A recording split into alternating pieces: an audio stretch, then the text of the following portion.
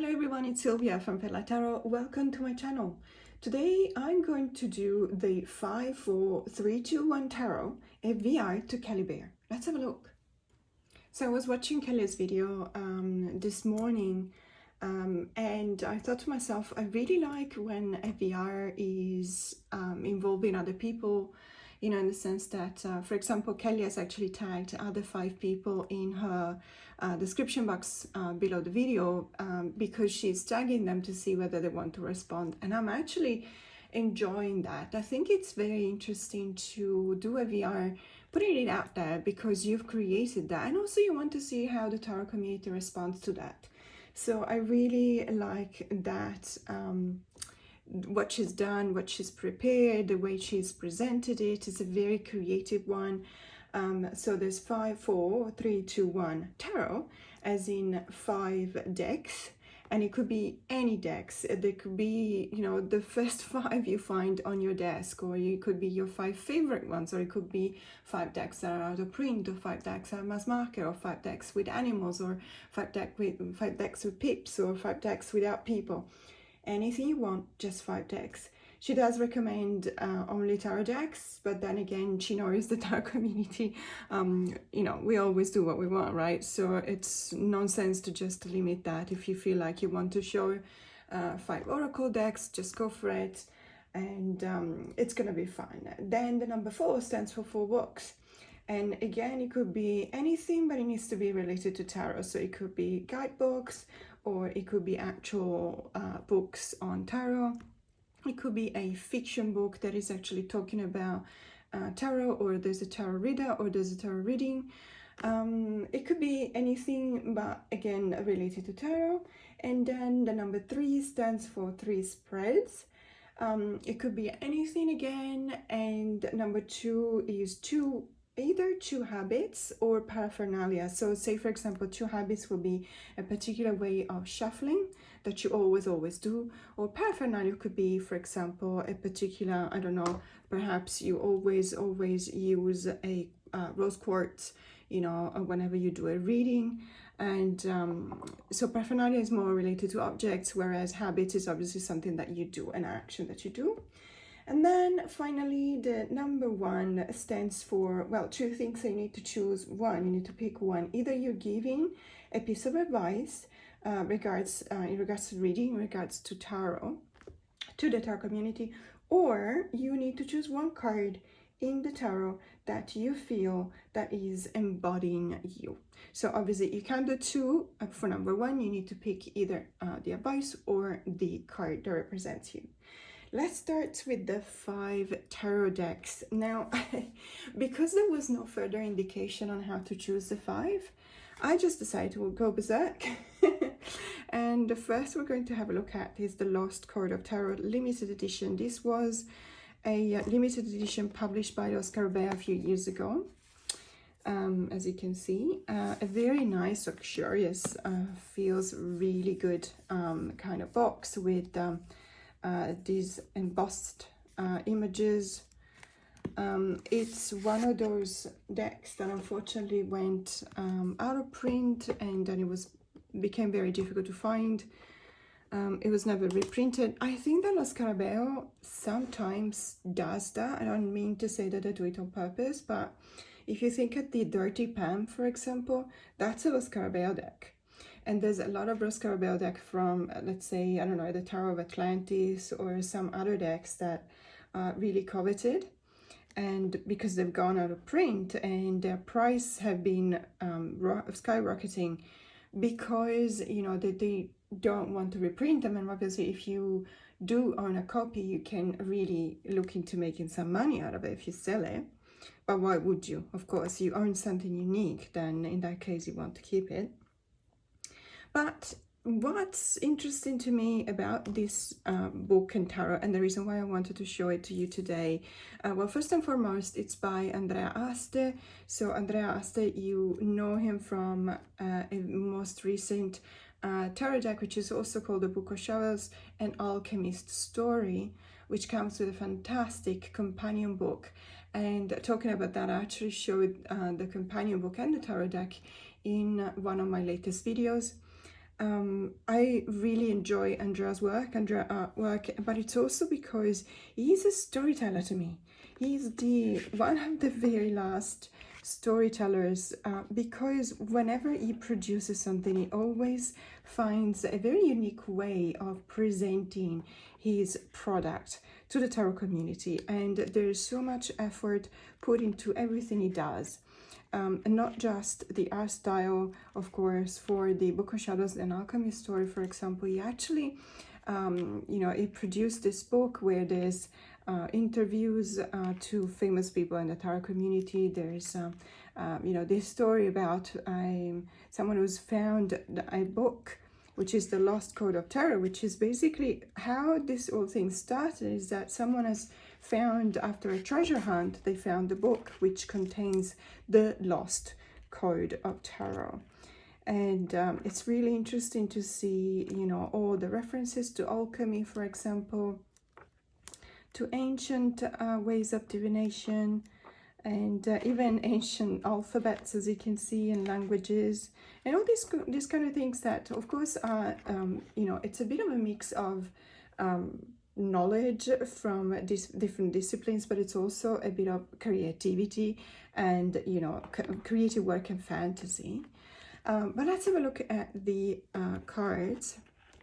So, as I said, I'm sorry because this one is actually out of print. I was very lucky to find it in a shop, in a really small shop in the northern part of Thailand. So in Chiang Mai, they have this really big shopping center, and there's a bookstore, I think it's called Asia Books, and they store a lot of tarot decks. And I have the impression that they probably didn't know that this one went out of print because it was marked at the normal price.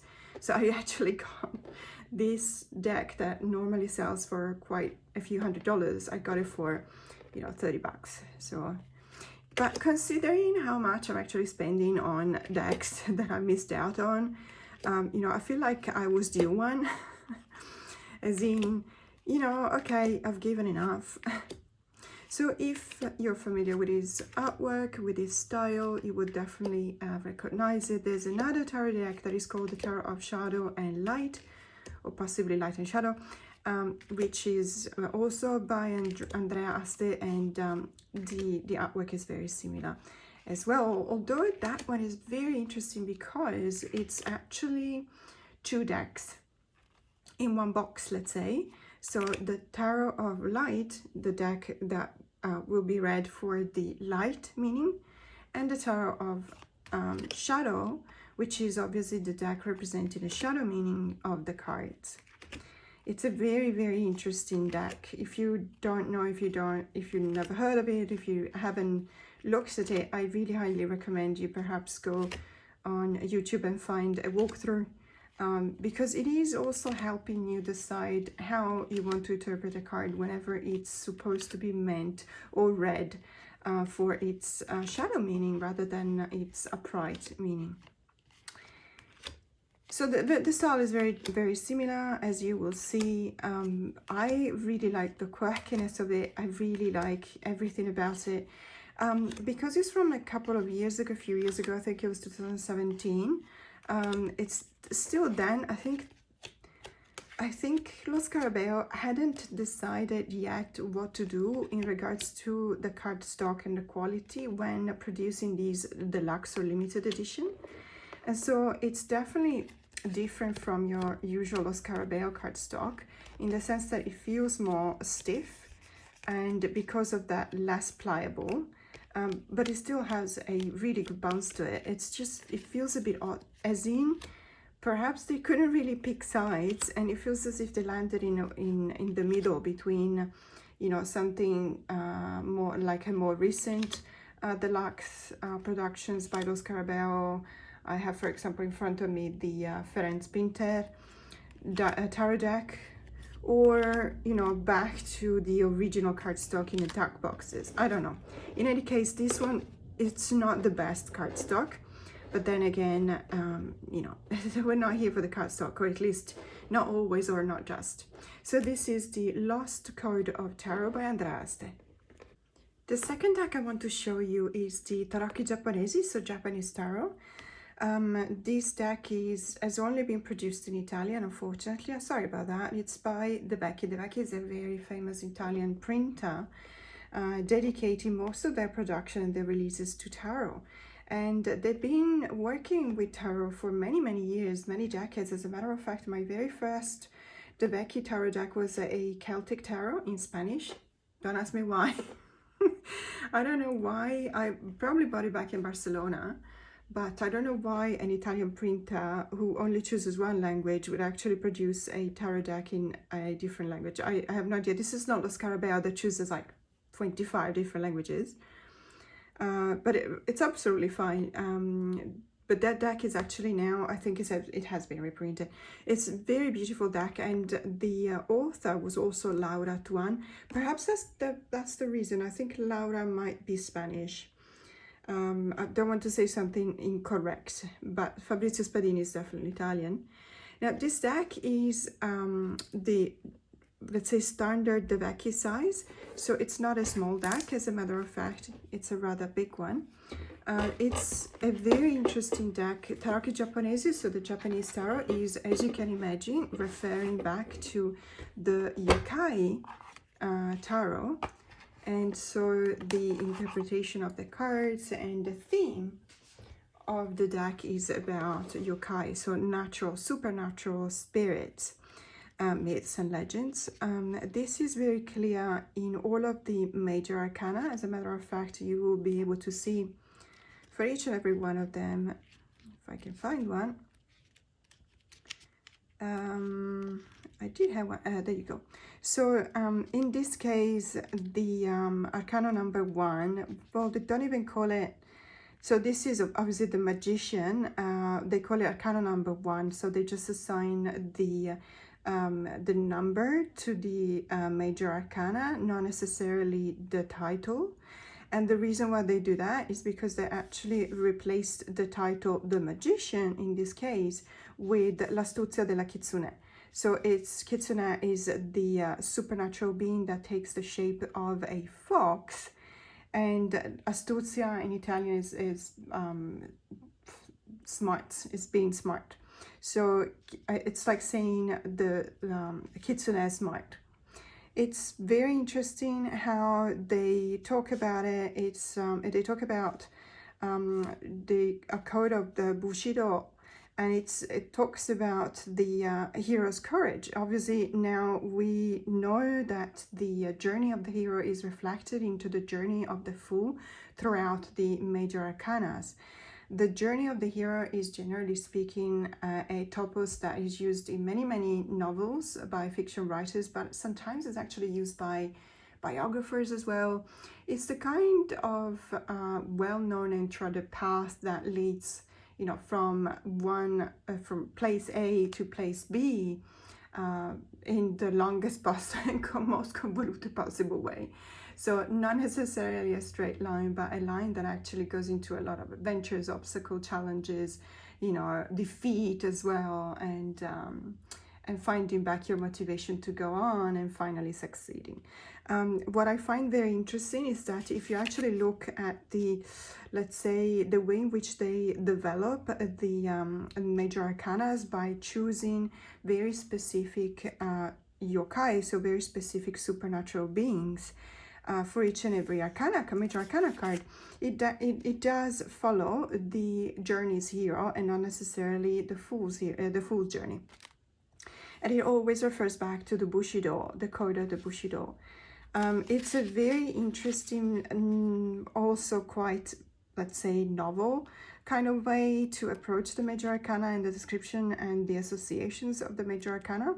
But then again, you need to think about the fact that obviously we're talking about Japan, which, you know, in many cases, when you talk about the supernatural beings in Japan, the legends behind them always involve, for example, the hero. They always involve a samurai, for example. They always involve, in many cases, there's a ronin that is involved. So those ronins are the samurai who have lost their lord, so that they're basically lost. So it's very interesting to read. I know that it's in Italian, but you can definitely use Google Lens and Google Translate. I actually tried it myself on one of the cards and it didn't sound too crazy. Like sometimes it does. Like I have a couple of decks in Turkish because I've got the Rumi's Wisdom in Turkish, and it's just not the Rumi's Wisdom, sorry, the Rumi's Tarot. And it's a very rare tarot deck, and I bought it in Turkish, so it was in Turkish, and I used the Google Translate, and some paragraphs just simply don't make sense, of course, because of not the translation. It's a very AI-based translation. Sometimes it works, sometimes it doesn't. I'm happy to see that there's a lot of yokai that are both in this tarot deck and in other yokai tarot, like the yokai yochi, for example, but also the tarot yokai that I have recently shown in my channel. And then obviously when you go to the minor arcana, as you can see, they are rather pippish, even though they do retain some kind of decoration, which is nice. So let's have a look at quickly at the tarot. As I said, there's still some kind of decoration, even though I'm not necessarily convinced that showing a tsunami, which is a big wave, for the Ten of Cups is actually, you know, the perfect Neko with the lucky cat with the Ten of Pentacles. As you can see, it's very nice, very beautiful minors as well. Obviously, the court cards are decorated. There's always something that sets the cards aside, even on the minors. So this is the Phoenix, for example, which is the Flight of the Phoenix, or the Victory for the Six of Wands. I love Judgment. So this is the deck. As you can tell, it's rather tall, so it's not necessarily super wide, but it is rather tall. And just to show you, this is my hand. I have a small hand, but in any case, it's rather big. It's a very good cardstock. I actually really like it. It's that kind of buttery feel, but also rather, let's say, with a thick core, you can actually tell. So it really gives you the idea that it's a very durable deck. It's one of those decks that, you know, you can use. And as a matter of fact, because it's rather big, it's rather tall, it's actually difficult to shuffle. And if it were a different deck with a different quality, I would say be careful, because you never know how you're going to ruin it. If you do the wash up, for example, as a method for shuffling, if it were a different quality, you would definitely have to be able not to fray the edges of the cards. But in this case, it feels like it's rather sturdy and can actually take any kind of beating. Not that you will want it, but... And I really like the colors. I like the decorations on the cards. I like, you know, all the minors, because they have that something else that, you know, it's not just simply a pip card. They do make an effort when they show you all of the cards. I absolutely love. This is Amano Uzume. It's the intelligence of Amano Uzume. So the story here goes like this. Basically, this is Amano Uzume, and the story says that she's very intelligent. So what happened was Amaterasu was responsible for life and beauty and sun on the world. And she was very sad, and so she decided to retire and to barricade herself inside a cave. But without beauty and without sun, the world was, you know, just lost in the darkness and very, very miserable. And so they had to find a way to get Amaterasu out of the cave. And so Amano Uzume decided to organize a party, and you know, for it as a distraction. And there's this legend that there was this massive mirror attached to one of the branches of this tree and one of the necklaces of the goddess. And so Amano Uzume starts dancing, and she's very persuasive, she's very seductive.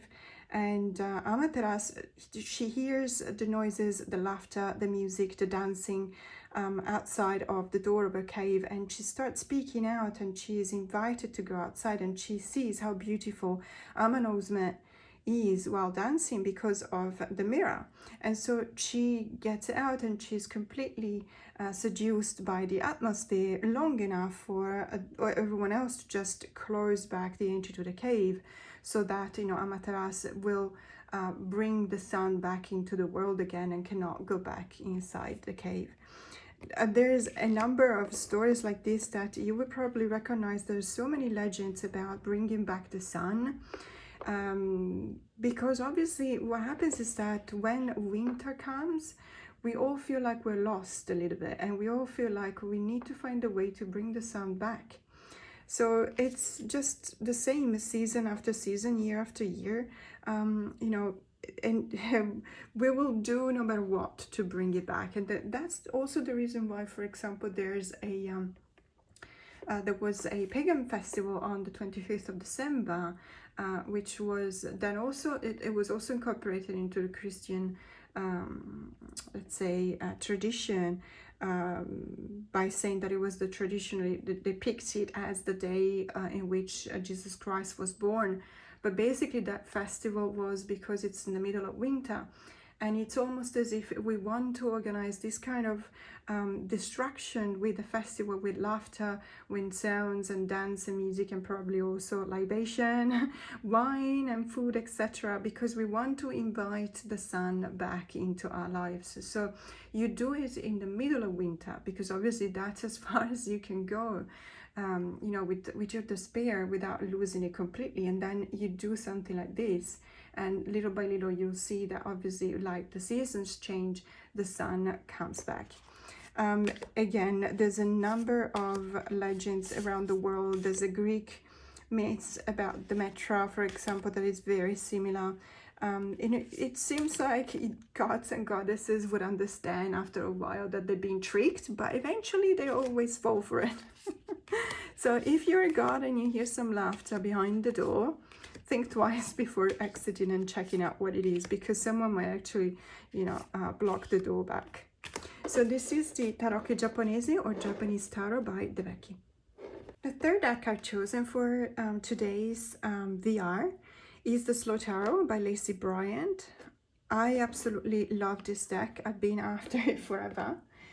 It's a really beautiful deck. It's that kind of deck that, let me just zoom in. So it's the kind of deck, this star card is most likely one of my favorite star cards ever. There's a very interesting thing about this star card. I actually had a dream about this card. It's just the kind of thing that makes you think that you're finally bonding with the deck when you actually dream about its cards. Or at least that's, you know, reflecting back to me. I don't mean to say that everyone needs to dream the cards of a deck just to see whether they bonded with it or not. But it does work for me. If I do dream about a card, then it means that I really, really enjoy that deck. It's the kind of mix between modern and antique that, generally speaking, would actually put me off a little bit. But because in this deck is so very well done, so very well carried out, with the artwork, with the symbology chosen, apart for the Three of Swords. We're always there with the Three of Swords, but anyway, it doesn't matter. I love this Strength card. It's so beautiful. But as I said, there's a little bit of a mix between modern and ancient, which I really like, even in the artwork. It's just, I really enjoy this. I heard a lot of people talking about this devil card. So this devil card has been renamed Temptation. Personally, I like it, but with the proviso that, to me, this is just one, it covers just one of the aspects of the devil card. That's all there is to it. I do believe that the devil card has got a lot more complex layers to that, and it's not just temptation, although temptation is definitely a fantastic keyword for the devil card. But also, you know, I look at the ego, I look at the destruction, I look at the shame, I look at the self-criticism, and so on and so forth, which is, I believe the devil has many ways, let's say, to get to what he wants or what they want. Love this Page of Swords. But generally speaking, I actually love all of these cards because they're just so beautiful. Seven of Cups is really nice. I don't know if you noticed, but all of the cards have borders bar the aces, which is kind of interesting. obviously done on purpose because it's all of the aces. So this deck is fantastic. Every single thing about it I love. I love the cardstock. It's got a, as you can tell, it's got a very soft linen finish, but it's not as harsh as a tactile feel like the Cursed Ogre is, and it's not as soft as the Yokai Yochi, but it's a way in between. It's got a really good bounce, excellent deck. You can shuffle it any way you want. It's also quite sturdy, and I've got good news. So it looks as if they're actually going to reprint this deck. So for whomever wanted, you know, a copy and didn't want to spend hundreds of dollars on it, it looks like it's going to be reprinted. So if you visit the website, which I will of course link in the description box below, you might be able to perhaps subscribe to some kind of a newsletter to know more about it. But that would definitely be good news, even though I did not hear them directly in first person, but I have been told by a reliable source that it is so. So the Slow Tarot. The next deck is the Jonasa Jaus, the 5th edition. And I picked this one out of the all of the editions that I've got, because it's the one that is the odd one out. It's the one that is just, it's not long and narrow. It's actually more of a, it's not even a tarot, standard tarot size and shape and format. It's just, it is the standard, I think it's the standard height, but slightly wider. Let me see if I have an actual, let's see, for example. So the Slow Tarot is standard size, and as you can tell, yeah, no, it's sorry about that. So it's basically the same width but slightly shorter, so that's why it looks as if it were a bit wider, which is not the case. But in any case, it is very different from the other editions you're most likely used to when we talk about the Jonasa Jaus Tarot. Another thing that is very odd, or let's say different from the other editions for this deck, is the colors. So the color palette in this case is definitely got a lot more greens to it. If you remember the other editions, you will remember there's a lot of purple in there, which you cannot find in here. Other than that, the images are the same. If you remember, the Hermit card is exactly like this one, but because as you can imagine, of course, Jonasa had to cut it and, you know, cut it out of this different format. Of course, there's details that have been left out.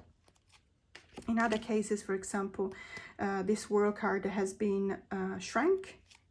So there's a number of differences, there's a number of details that may have escaped in the borders left out on the cards. But then again, you do get a different feel for this deck. I really believe that the work that she's done on this deck actually makes it unique as compared to all the other editions. She always made sure to change ever slightly, so the editions between one and another. But in this case, that was a definitely, you know, that's really as if she was thinking about going in a completely different direction. And so that's interesting to me. That makes it unique, because what was the motivation behind it? Why did she choose you know, to do this? I love this Emperor card, I have to say. Even compare all of the other editions of this tarot deck, this one is still my favorite ones, even though it's got different colors, got a different kind of format, as you can imagine, as I said before. Still my favorite one of the deck, my favorite card in the whole deck. And just another good news that I gave a couple of videos ago about Jonasa Jaus Tarot guidebook for the 7th edition. It is now available. You have to reach out to her. So there is a little bit of, I don't want to say misunderstandings going on, because I read a post by Jonasa on her Instagram page saying that she will not tolerate. So what happened was that someone got a bit upset with her, and she answered back saying, I made it clear. So basically, you need to follow her on Instagram and reach out to her. because I don't know whether that's changed in the meantime, because that exchange was a few months ago. Perhaps now you can just simply send an email, because I imagine not everyone has got Instagram, right? So if you don't have Instagram, it sounds a bit preposterous. You have to create an account just to be able to get access to a guidebook of a deck you already paid for. So what I'm saying is, months ago that was the option. I don't know whether now it's changed or not. If you do know, please just enlighten us all in the comments below. But in any case, I got it. It's fantastic, so highly recommend it. So this is the Jonasa Jaus 5th edition. And the last deck that I picked for this VR today is the Gnostic Tarot, which is absolutely fantastic. This was another gift from, again, one person that subscribes to my channel, and she's been extremely generous with me. I'm very, very grateful and appreciative. This tarot deck is amazing. It's not just the artwork that is very provocative, very beautiful, very evocative as well, not just provocative in the sense that you really, it's not something you can just look at and not have any kind of reaction. It really forces a reaction out of you, and it's very important that you pay attention to the kind of reaction that you have. Whenever you find yourself staring at a tarot card in specific that, let's say, lifts you up from the reading, you need to pay attention to it, because perhaps there's something that you need to work on. There's something that it's a message that you need to listen to. It really depends on what kind of reaction you have. There's no, let's say, manual on how to bond with your deck or how to use your deck in a healing way, but I can assure you 100% that from a psychological point of view, our eyes reflect back the image as a set of data to our brain, and our brain decides the interpretation.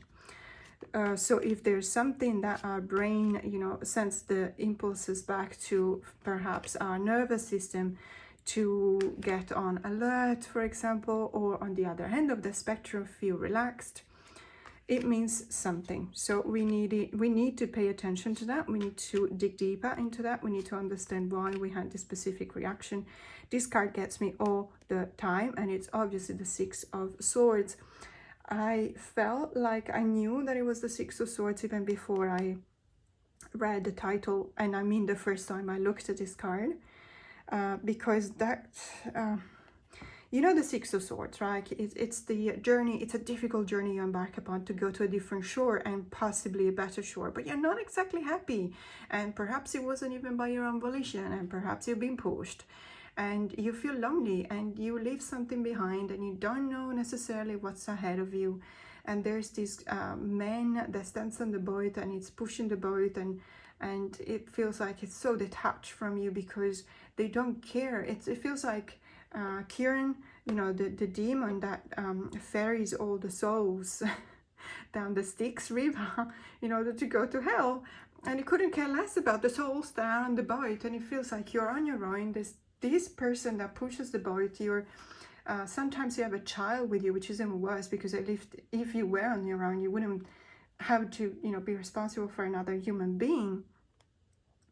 And it's just really, really deeply touching, and also very it could be very painful at times. And when he speaks to us, there's a reason why he speaks to us, and this card really speaks to me, and I found myself in that 6 of Swords kind of situation, and I accept it. What the least, seriously, the worst thing you can do is to run away, even though it is perfectly human, and I admitted many times that I've run away myself to what a card was trying to tell me.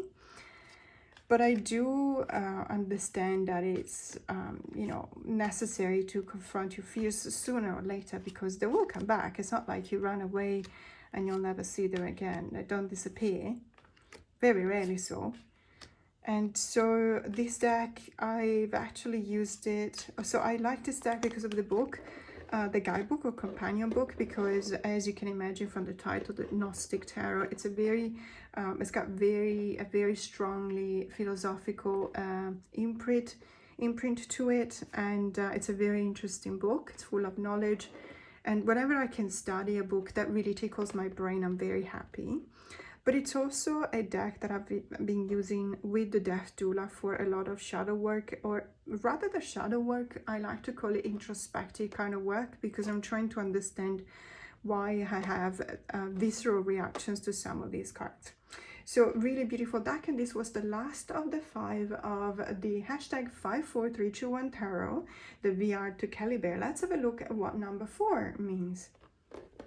The number 4 refers to 4 books. It could be guidebooks, it could be actual books, it could be fiction books where there's a tarot reading or a tarot reader. In any case, 2 books related to tarot, and I've got a bit of a mix for that. So the first one I'm going to show you is the Advanced Tarot by Paul Fenton Smith. Paul is a fellow Australian, absolutely gorgeous book. He's also written a couple of other books on tarot. He's a tarot reader, but funnily enough, he actually started as a palm reader, and he was reading in a mall, I think, if I'm not wrong, in a mall. He started reading in a mall in Adelaide, which is where he comes from. And there was also a tarot reader there, and then one day the tarot reader was sick after months and months in which they were actually having conversation about tarot cards.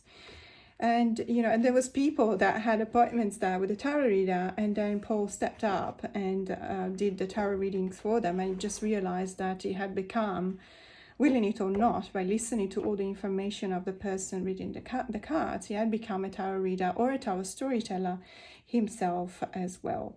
Because of that interpretation of the story, let's say, this book is incredibly interesting, especially when you're kind of grown out of all the beginners tarot books. And I think that it's an excellent fact that he actually called the book Advanced Tarot. Not necessarily because this is a book that cannot be read by a beginner. You can read it, but you will appreciate it when you're an advanced tarot reader, or if you're training yourself to become an advanced tarot reader, because it really looks, let's say, it looks away from the basis, you know, giving for granted that you know them, and looks towards an intuitive kind of reading. And what I really appreciate is the way in which he actually talks about reading reversals. It's really, really innovative, very interesting, I've never heard anyone else reading reversals this way. So basically, Paul, well, I've got the Two of Cups here, so I'm just going to read out of it. The Two of Cups reverse indicates an affiliation or union that is complicated but can be sorted out with sufficient will and courage to address the issues. The Two of Cups reversed can indicate 2 people struggling to find a source of love that does not exist between them. There is always the option of returning to the previous card, the upright Ace of Cups. So that's what it does. Basically, he identifies the issue on the reversed card, and as a solution, he predicates returning back to the card before it on the upright position. So if the relationship doesn't work, unfortunately, return back to being single, or rather, you know, reconnect with yourself rather than try and grow out of yourself because you weren't ready, possibly. So I really enjoy the way in which he reads reversals. This is a fantastic book. I highly recommend it, not just because he's a fellow Australian, but because I really think that everyone should be, you know, reading this book. It's a Blue Angel publication. I think it's a very easy book to find. Even the Blue Angel is Australian, but I've seen this book whenever I go to a bookstore in the US or anywhere else in the world. I've seen this book around. So, and in any case, if you have Amazon, you know, there's Amazon. So there you go. The Advanced Tarot by Paul Fenton Smith. The next book I want to talk about is Mythologiafenika Tarot by Susanna Salo. This is the companion book that goes with the Mythologiafenika Tarot. This book is based on the tarot. They're based on Finnish myths and legends, which is incredibly interesting. If you watch my channel, you know how much I love a good, you know, local mythology. whenever it's based on Icelandic myths and legends or Japanese myths and legends, or Italian or Southeast Asian or wherever. I'm always fascinated by mythology, and the reason behind it is that I strongly believe that mythology is a way for human beings to try and understand something that they don't, and so they kind of come up with a story that justifies something. When you don't know something, you can fear it, and fear it something means that you don't connect with it, and whatever your relationship is with something you're not connected with, it's not a good relationship. So in order to know or overcome that sense of fear of the unknown, man as in humankind has always come up with myths and legends. And it's very interesting because I've been reading all of my life, I've been reading myths and legends for all around the world, and I can tell you there's always something in common. It's incredible. Even between, I don't know, Eskimo in the northern parts of Canada and Aboriginal Australians, you will still find something in common in the stories that they have. Now, this book is obviously talking about the tarot. It's a very unique kind of tarot. You can see a few of the cards here. It's got the symbols, so obviously it does follow a little bit of the 78 cards, and it's got majors as well. But it does have names for the cards, and these names are obviously related to myths and legends from the Finnish folklore. It's a very interesting way to approach tarot. It's a very interesting culture. I have been to Finnmark, so that's an area between Norway, Sweden and Finland. And I have been meeting with the Sami population, and I've listened one night around the fire. Well, there you go, around the fire. I have listened to the myths that were, taught to the kids, basically. They were passed on with the oral tradition to the next generations of the Sami population.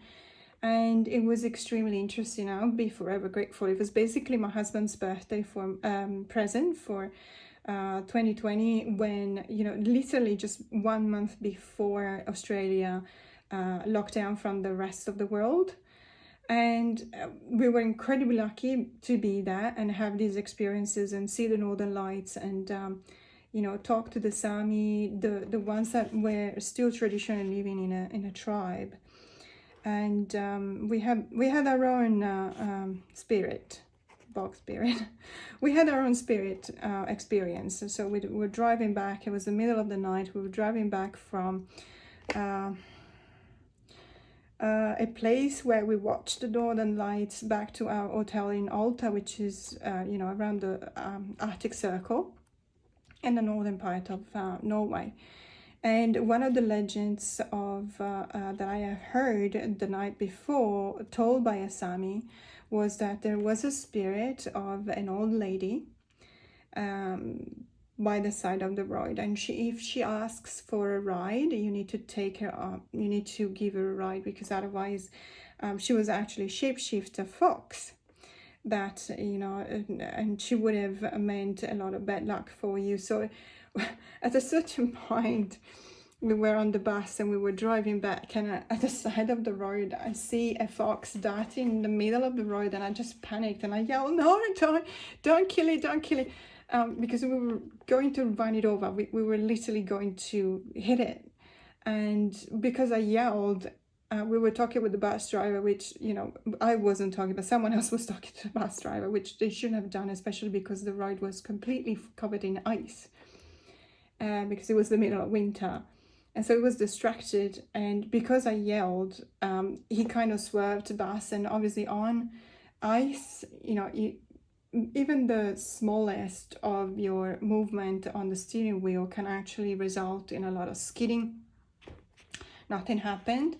We did not crash the bus, and we did not, thank goodness, we didn't hit the fox, because I hate to imagine what would have happened. It's something that you don't want it to happen. The night before, they talk about a legend involving a fox, shape-shifting fox, and an old witch. You don't want to hit the fox. You don't want to hit the fox, and you know, you just go with it. That's all.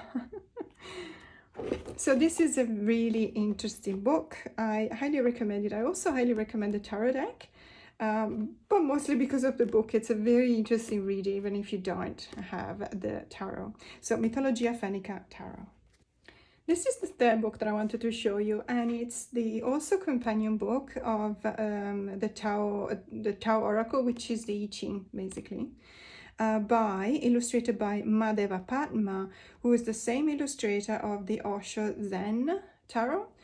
You probably know what I mean when I show you the images. So the reason why I'm recommending this book, it's a pity that it's not colored, but otherwise it's a very beautiful deck, and it's a very beautiful, you probably recognize this image. There's a lot of similar images in the Osho Zen Tarot. So if you don't have the I Ching or the Tao Oracle, and you like Madeva Padma's work, I highly recommend this book, this deck. And the book that comes with it is very, very interesting. Now, there is another I Ching book that is coming out by Benebell. So obviously I will buy that one as well, because as everything Benebell does, I think it's going to be perfect. But this is very beautiful. It's very interesting. As I say, it comes with a deck. The reason why I like the way this book is set up, let's just pick a card. Retreat number 33. So you've got the symbology associated to that specific hexagram. So you got the hexagram. Well, immediately you also have to open up the book like that, which is not exactly the easiest thing to do. But in any case, you can see the hexagram here. You can see the symbology associated with it. So if you want to have, you know, if you feel a little bit lost, there's also a table at the back that reminds you the symbols and the hexagram. So number 33, where is number 33? So number 33 is here because it's you can also find a color coding, which is rather interesting, with the white and the green. So this basically tells you, first and foremost, it tells you the path of this card, the kind of energies that are involved in this card.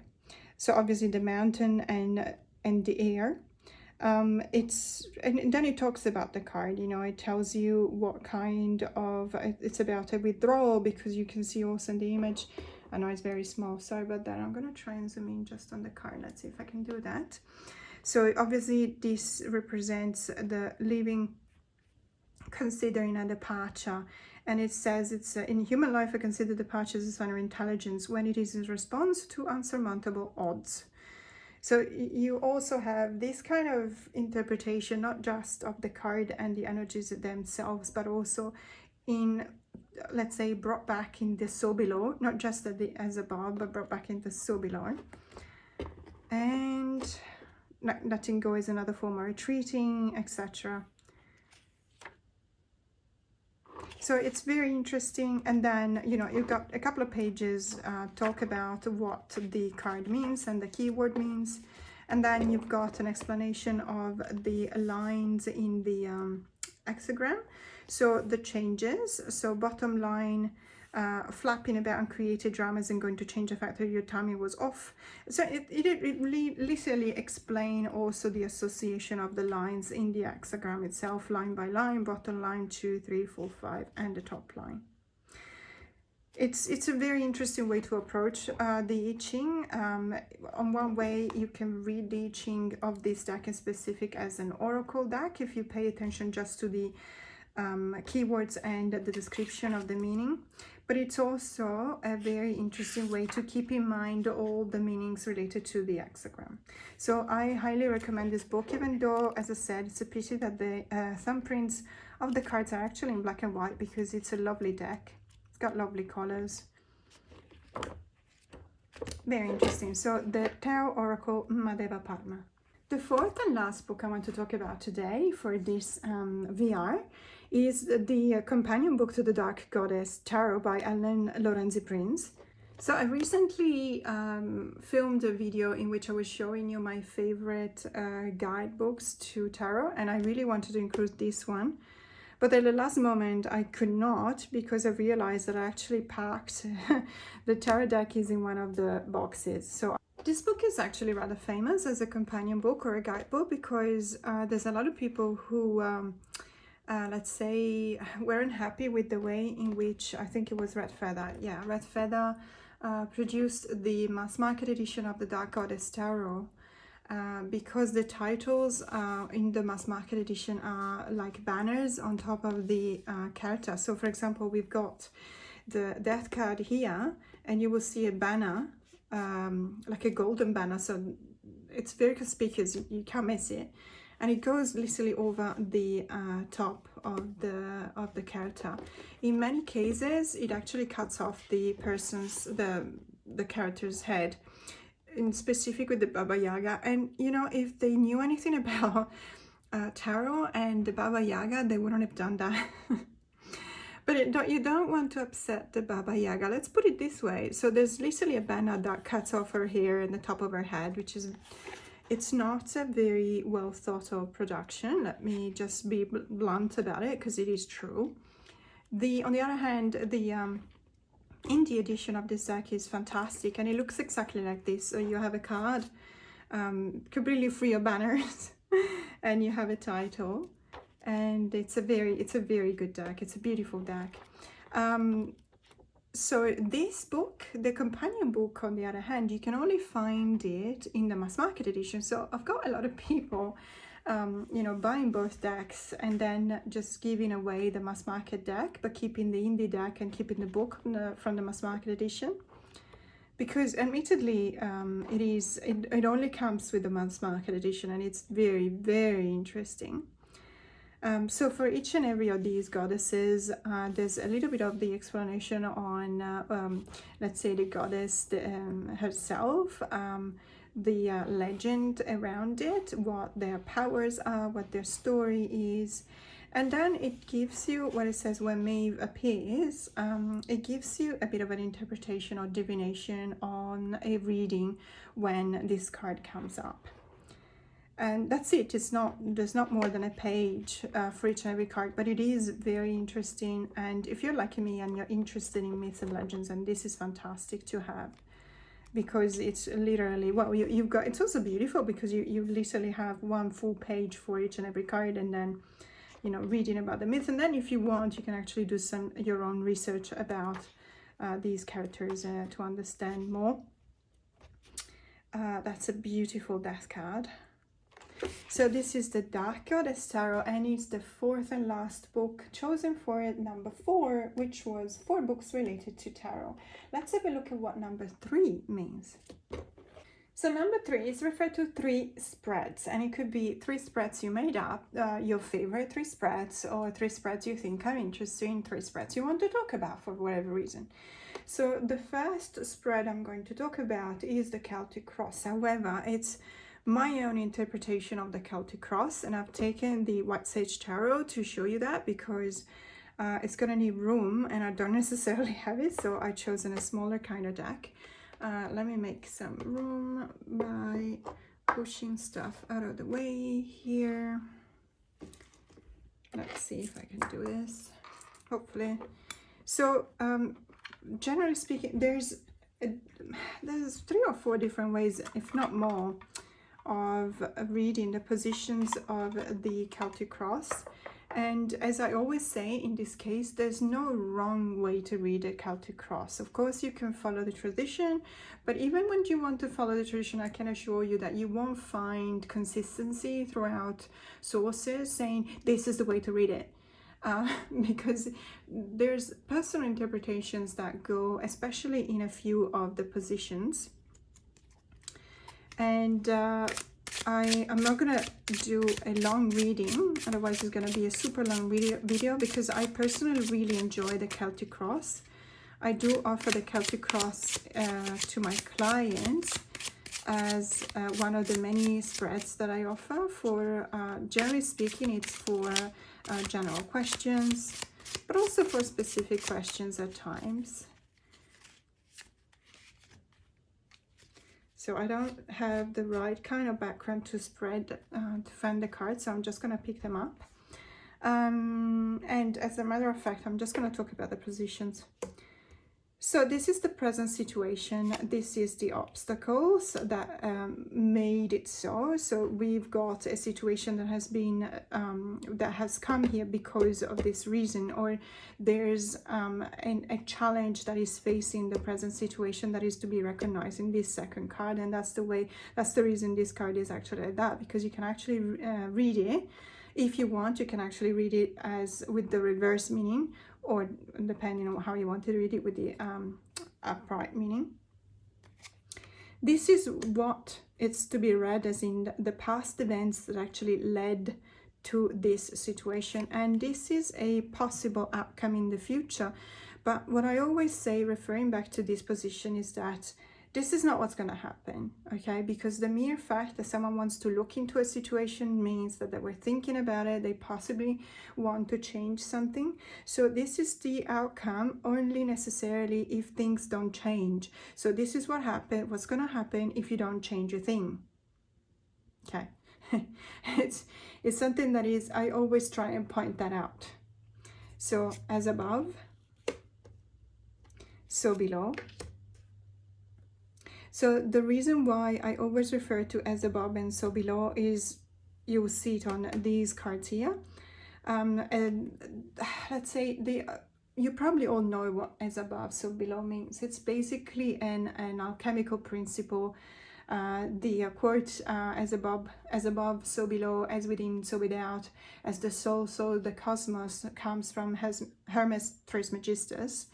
And the reason is that there's always a correspondence, that the necessity to individuate, identify one specific trait that is within ourselves, and know that there's always a correspondence. So when we talk about the as above and so below, we can tell what the major energies are, because the as above refers to the major energies, but the so below responds to it's almost as if we were looking at major arcanas and minor arcanas. In the meantime, my light went out, sorry about that. So this is the major energies at play, and these are the daily nitty-gritty stuff at play. And then I always read as within so without. Let's see if we can fit it in the frame. So as within so without. As within is the way we see ourselves, is the way in which we revert back to ourselves as in this specific situation, not in a general sense of how we see ourselves. It's the way in which we see ourselves relating back to this present situation and its obstacles, etc. So without is the way in which others perceive ourselves as related to this situation.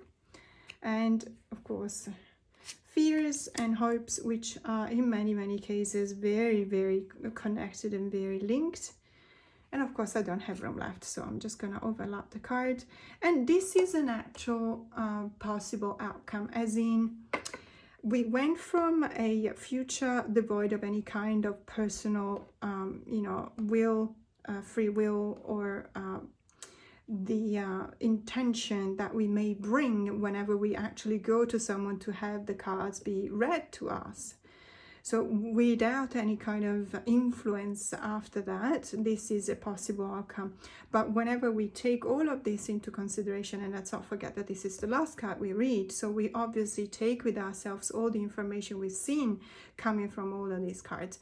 This is a second possible outcome, and it's the most likely outcome in the sense that it's something that is more related to our actions with an informed decision. The reason why I say it this way is because I don't necessarily believe in free will, but it's a massive conversation that I'm not going to talk about today. But I do believe in informed decisions. So we don't necessarily do whatever we want, because we do still live in a society, but our actions are determined by informed decisions. So the possible outcome is going to happen if you follow the right things to do. So it's probably, let's say, it's for another video because it's a massive conversation, but you will see students of psychologists that really debate whether there is free will or determinism. To me, it's a way in between, because nothing is black or white, unfortunately, in life. But my way is informed determinism or informed decisions. So if you know the right thing to do, you have to do the right thing. That, again, I don't want to, you know, it's not a wasp's nest. It's just my way of seeing things, and the way in which I see life after so many years of reading tarot cards for people, after more than 35 years of reading tarot cards for people. So this is my way of interpreting the Celtic Cross. Again, it's very personal. You can have your own way. My way is no better than any other way. It's just one interpretation. So for the second spread I want to talk about today, I'm actually going to show you a spread of my own making. So there's a lot of my practice with clients evolved around try to process trauma, personal trauma and personal grief with tarot. And one of the spreads that I use, especially for clients that come to me with a very specific trauma, is this. So I'm just going to show you again with the cards from the White Sage Tarot, because of you know, space reasons. So we got number one. This is a picking a card. So this card, generally speaking, is not pulled, it's picked, as in I always ask the person to go through the deck, a deck of their choice or a deck that I choose for them, and to pick, so to look at the cards and stop whenever they feel that they found the card that represents the essence of the trauma. This is a card that best represents your trauma. So in my case, just to give you something, oh my goodness, okay. There's no sample reading, guys, no sample reading. I was looking for the Eight of Swords, where there's the Eight of Swords. So this is a cage of my own making. That's a trauma for me, because I had a terrible accident in which I broke my back, and my life had been evolving, you know, the decades afterwards have been evolving on trying to get better, to trying to get to a healthy kind of body without pain. So I was 12 months in rehab just to try and walk again. And I'm fine. I'm totally fine now. I can walk, I can run with some difficulty, but I can do that. I can climb mountains, you know, with precautions and obviously taking breaks and everything. So my life hasn't been limited by the structural damage that I suffered. So that's why this is the Eight of Swords, because my life has been limited by the way in which I relate to myself to the trauma. It's a cage of my own making, because I could have chosen to react in a different way. My way was to cry over myself and feel like a victim and ask myself, why me? In a very whiny way for a long time, until I realized that that was just not serving me at all. It wasn't making me feel better, to feel bad about myself. It wasn't necessarily bringing more attention from others. It wasn't necessarily making me fight against the pain. Either way, it was just a waste of time. And so that was definitely a cage of my own making. So when, you know, talking about my trauma, if I had been a client of myself, I would have gone through the cards and I would have picked this one. So you think about your trauma, you look at the cards and you pick the card that most or best represents your situation related to that trauma. Then in this case, you pick a card. So obviously you shuffle, etc. I'm just gonna, I hope that it's not too personal, but this is position number 2. So obviously this is what is the effect of the trauma in the mind. So this one is very important, because as I said, you can choose your own deck, and you can even switch between decks if you feel that there's decks at a certain point or for certain positions that serves you better. So this is the effect of the trauma, and also your way to relate to trauma. to your mind. So the card number 3 is the effect of this trauma in your body. And the card number 4 is the effect of your trauma on your spirit. And then, generally speaking, I will pick an oracle card here to just pick a card and as a send-off message. But in this case, I might just as well pick, there you go, a tarot card. So this is a send-off message. So just to go back to it, this is a card that is actually, it's not pulled, it's actually chosen. And it best reflects the way in which you relate yourself, your persona, to the trauma you had. This is the effect of the trauma on your mind, on your body, on your spirit, and this is a send-off message. This is a conversation starter. Obviously, whenever I use this spread, it's only the first 5 minutes. I don't necessarily delve too deeper into the meanings of the cards because I am not that. These kind of sessions are healing sessions for me. They're not necessarily reading sessions. We start with the tarot, but then we start the process of healing and processing. So going through all the loose ends and tying them up related to the trauma itself or the grief. And so this is a conversation starter, and then we'll start looking into the various aspects of the trauma and this person. So this is a spread that I made myself, and I use it with my clients. The next spread I want to show you is rather complicated, and it's my 6 months ahead spread that I do between April and June. And also, let's say November to December, but generally speaking, November to December, I also do the Wheel of the Year. If someone only wants 6 months, is not a problem, but this kind of spread is better done in April, May, and June at the latest. So I'm just going to look at the positions here. So we got the first position is the present situation. This is the past 3 months, and this again is the future 3 months, but related to the fact that you it's one of the possible outcomes if nothing changes. I always specify that. Then what I look at is number 4, 5, and 6. Which, because I don't have much room, I'm just gonna put this way, hoping that you can see them. So number 4 to 6, these are the past events that produced the present situation. Basically, these 3 cards are, let's say, a deep dive into this card. So if you pull a card here and you want some more information about it, that's where you look at. So number 4, number 5, number 6, related to the past events that brought upon this card. Then we have a look at here 7, 8, and 9, which are obviously not fitting. And as you can imagine, these are the future or the possible future events as a direct consequence of the present situation, just in case you don't necessarily change anything. So where these 3 cards were giving you a deep dive into this card, these 3 cards are giving you a deep meaning of this card. Then you've got number 10, 11, 12 here. Okay, you get the gist. Obviously, you can't really see them on camera, but you get the gist. So number 10 to 12, this is an advice, challenges, and allies. So this is the card of advice, what the tarot is telling you as an advice.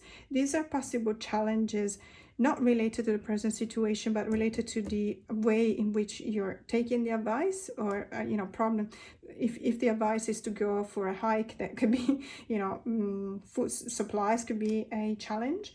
And this is allies related to the advice. So yes, perhaps if the advice is to go for a hike and you don't have any food supplies, you can turn to someone in order to get them. That's just really simplistic, but you get the gist again. And then 13, 14, and 15, these 3 here, these are related to an actual future that can be. So after you've learned all the information of why you're here, the events that brought this situation into your present, and what happens if you don't do anything about it, and advice on how to, overcome the obstacles by using the allies. And these are 3 cards that will show you what can actually happen if you really take this advice upon yourself. So this is again a spread that I made, and it's the 6 months ahead spread. And as I said, it's just generally speaking, I do it in April, May and June for my clients. And this was the third spread that I wanted to show you today that was related to number 3 of the hashtag 54321 tarot. Let's have a look at number 2. So number 2 is refer back to 2 habits or paraphernalia that you use, always related to tarot. So in this case, I'm going to show you some of my rings. So if you watch my channel, you'll know how much I love rings, but you probably don't know something. I actually don't wear any jewelry when I go out, which is, I know it's very weird. I only wear jewelry, or at least I always keep my wedding rings, but regardless of that, I generally speaking don't wear any kind of chunky statement rings when I go out. I do, however, always wear them whenever I'm reading, and also when I'm filming a video. And I don't know why, it's just part of my persona as a tarot reader and as a storyteller. It's become part of who I am. It's part of my tradition, to the point that if I'm giving a reading without a ring, I actually feel like I am missing something. Not that it doesn't necessarily have a negative impact on the reading, but it is something that I will feel. I'll feel like I'm missing something.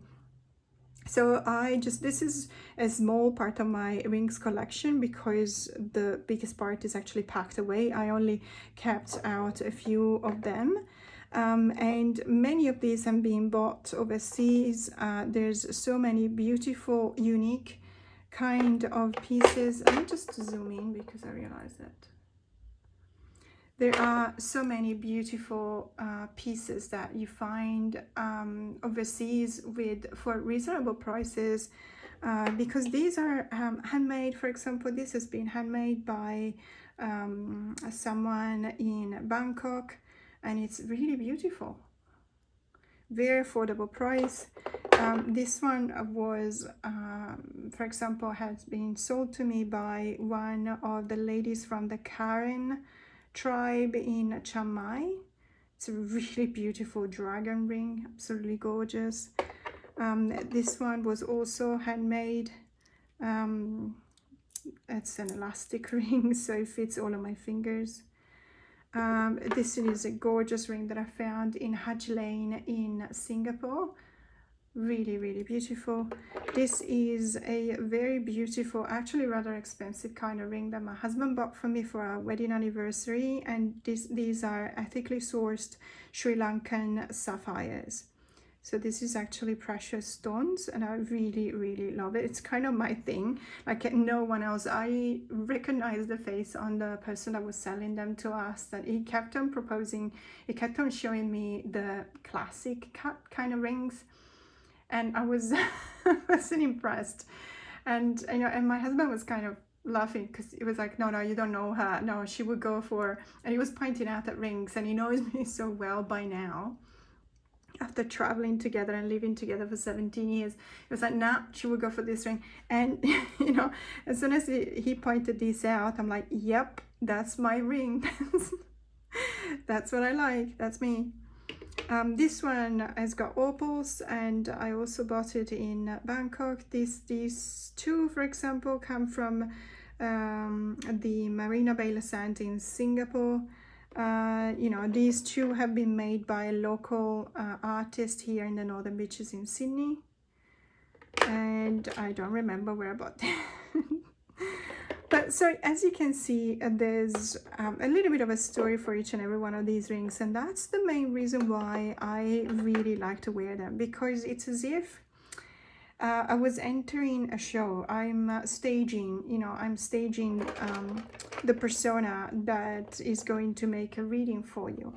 And this helps me, you know, with all of the other stuff that other people do, like lighting candles or burning incense, you know, or habits like knocking on the tarot deck or stuff like that. For me, you know, preparing myself into you know, becoming the storyteller that I need to become when I read, you know, it means wearing these rings and choosing them accurately, depending on the nail polish, depending on the energies that I feel that are, you know, related to the rings. So this is definitely one thing that I do. And then, let me just take these out. Another thing that I do all the time, and that is part of my way to connect to the decks and a new deck in specific, is to look at a new deck. Let me just zoom out. Look at a new deck, in this case, the Modern Seer Tarot by Christine McGraw, and finding the perfect pairing. So in this case, for example, I've chosen the Vessel Oracle. I really love this deck, the Modern Seer Tarot, although we're not here to talk about this one. I'll probably mention it in the in my monthly wrap-up, because it's a recent acquisition. I absolutely love this deck. Really beautiful artwork. Really, really beautiful artwork. I absolutely adore the fact that these characters have been drawn with one continuous line. That is to say, obviously, well, not in all of the cases, but most of the cases, it's one continuous line. That means that the pen never leaves the paper. I had a friend that used to do that with his artwork, and it's just absolutely fantastic because he was using both hands, so at the same time it was actually quite interesting to look at. Now the reason why I brought this up is because I really believe that these two decks, so the Vessel Oracle and the Modern Seer Tarot, go really well together. Finding the perfect pairing for a deck means that I have really bonded with the deck. It means that I understand the deck. I get it, and the deck gets me as well in return. It's a way to say I appreciate you, and therefore I'm actually finding a companion for you, because I believe that in this way I'm going to understand you even better. There's going to be even a more deeper conversation than what we would usually have.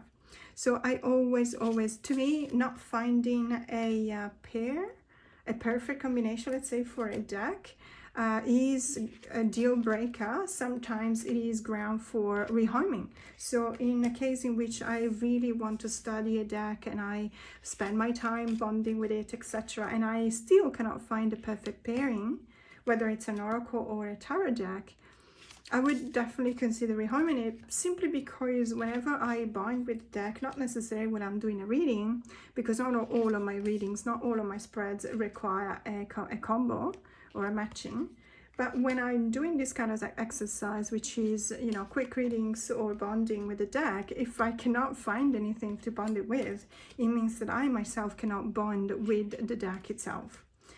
And so my principle number one is, when I don't bond with the deck, I will need to rehome it, because I will find someone who eventually will appreciate it more than I can. How beautiful these two are together. It's just mind-blowing. It's also because they are both really, really beautiful, you know, by themselves. But in general, I really like the way they talk to each other, and finding similarities between the cards. Really, really gorgeous. So that was something that I always do, and it's finding the perfect pairing. Let's have a look at number one. So when it comes to number one, it's either an advice you want to give to someone who's reading tarot, or it's about choosing a card that you feel represents yourself. I originally wanted to go to picking a card, but then I feel like I'm actually, because we're changing season, I feel like I'm also in a bit of a seasonal transaction or energy transactions. Therefore, what I would have normally picked does not temporarily really feel like it's my card for now. And so I decided to just give an advice, because I have been reading tarot for over 35 years in a professional capacity. Well, probably not since the beginning, but let's say over 30 years in a professional capacity. So I've been reading for others.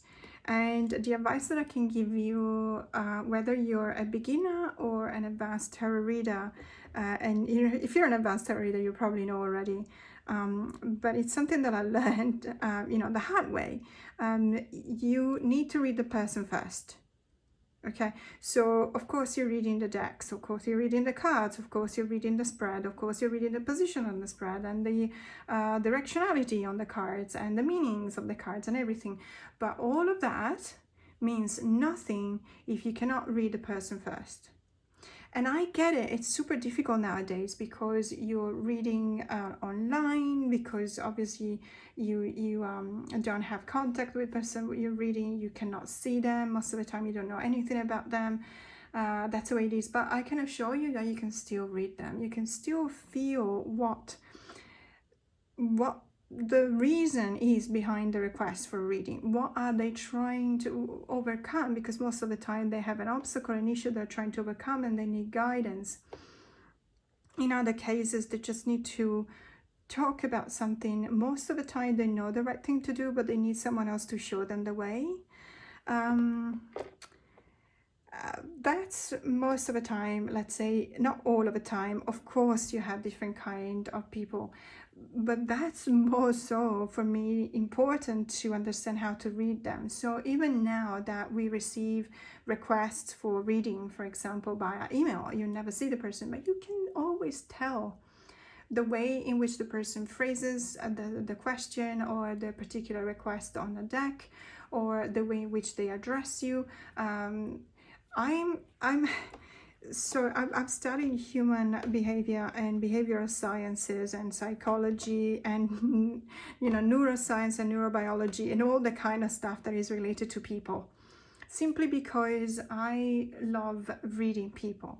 And I'm also, at the same time, I've been writing my whole life, so I've become, willing it or not, I've become a storyteller. When I read the tarot cards, I put my writer's hat on.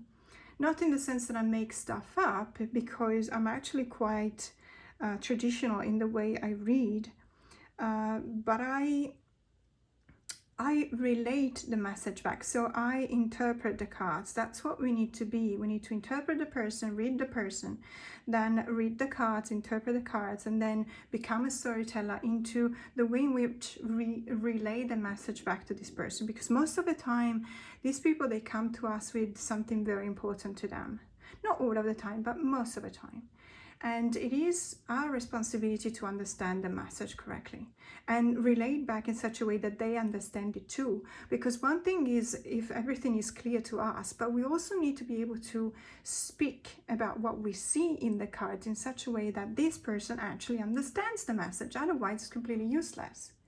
And the way in which we find the right way to relay the message back to the person is to, first of all, read the person. Because if you can talk about the element of air in the suit of swords, and you can talk about the growth in the numerological number of 3, but when the person sees the heart with the 3 with the 3 swords piercing it, they'll immediately go to heartbreak. You need to translate that message into, no, the suit of swords is about the mind, etc. The way in which you do that distinguishes you from a beginner, distinguishes a beginner tarot reader to from a season 1, because it's the way in which you relate the message back. It's not the knowledge you have coming from the card and remembering the titles or the keywords associated with the cards, or knowing the different ways to read Marseille, or knowing the different ways to read directionality and the peeps and everything. That is knowledge for yourself. You're a seasoned tarot reader when you understand how to speak to others. And that's the most important thing, because never forget, if you're reading for others, you're reading for others. You're not reading for yourself. You're not reading to show off how much you know. You're not reading to show the deck. You're not reading for whatever other reason. No, you're reading because this person has come to you. They have a question, and you need to decipher the message and translate it back in such a way that they understand it. So that's my advice. Read the person first and then read the cards. So thank you so much for staying with me till the end of this video, and thank you so much, Kelly, for this really fun and creative VR that I'm responding to. I hope that others will pick it up. I'm going to nominate 5 people. Now, please, if I nominate you and you don't want to do it, don't feel like you have to. And also, please, because I'm filming this video a few hours after I watched Kelly's, but I'm posting it in a couple of days. Perhaps the person that I'm nominating have already been nominated, and perhaps they already posted their response. So obviously, if you already posted your response, you don't have to. But I really hope that at least one of you will pick it up, because I think it's really fun and it is part of creating this community. You know, the fact that we relate to each other and we want to hear what the others have to say about these topics. So more to come. Have a great day.